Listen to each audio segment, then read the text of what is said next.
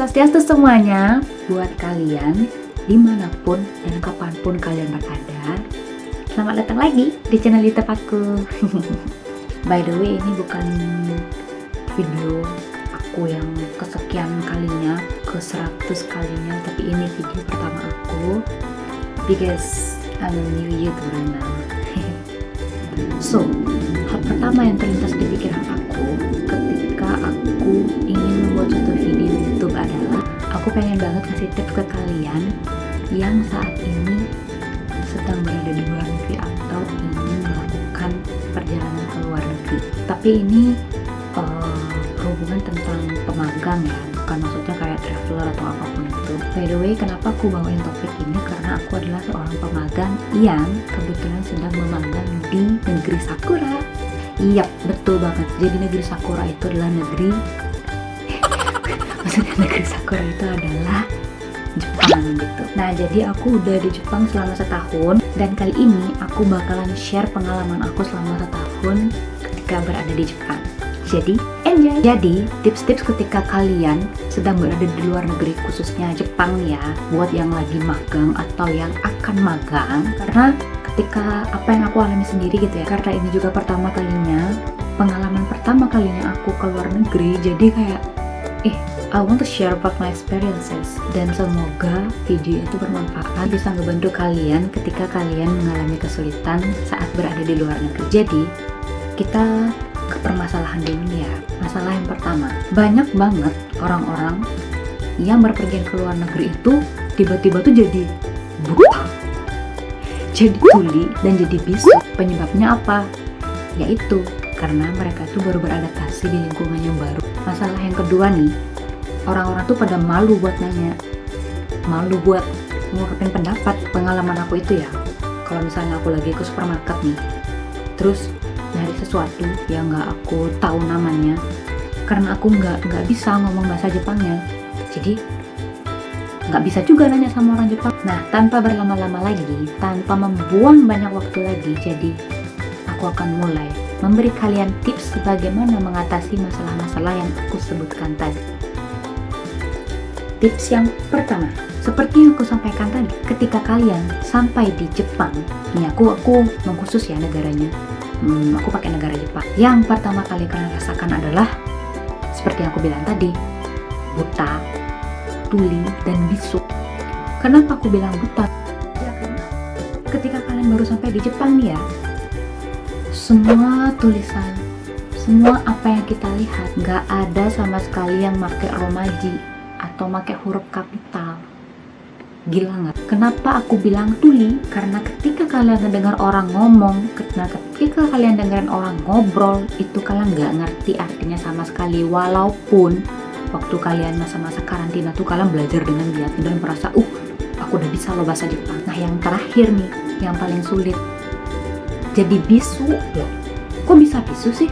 Emang kenapa? Nih ya, kalau misalnya kita belajar bahasa luar terus kita make di negara aslinya, itu bakal susah banget buat kita aplikasiin, bakal susah banget buat kita implementasiin. Contoh nih ya, waktu aku baru beberapa bulan di Jepang, ada orang Jepang yang minta tolong sama aku kan, cuma aku tuh jawabnya kayak orang goblok gitu. Nih ya, aku kasih contohnya, tapi kalian nggak boleh ketawa.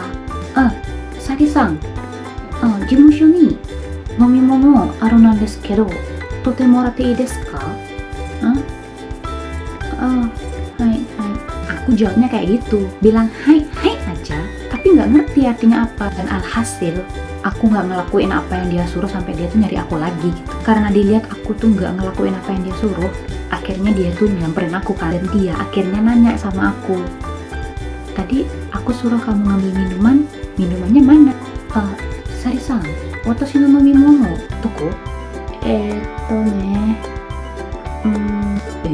Nande? Sake no yuteri ini wakatte nai no? Sumimasen. Habis itu, aku tuh diajak buat nunjukin apa yang dia bilang gitu. Semenjak saat itu aku bener-bener kayak malu banget kan ya. Dan akhirnya nih, aku tuh ketika setiap ada orang Jepang ngomong, aku tuh bener-bener dengerin, bener-bener fokus ke suaranya biar aku tuh ngerti artinya.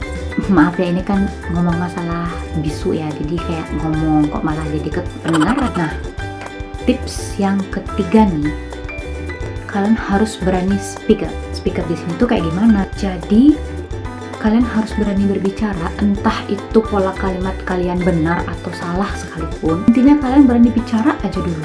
Itu yang paling penting. Ya walaupun banyak yang bilang katanya kalau pakai bahasa Jepang itu bahasanya harus sesuai bunsho kan atau pola kalimat. Beda sama bahasa Inggris kalau misalnya kita ngomong masalah yang udah lampau, misalnya udah makan nih. Kan bentuk lampunya eat, A-T-E gitu kan.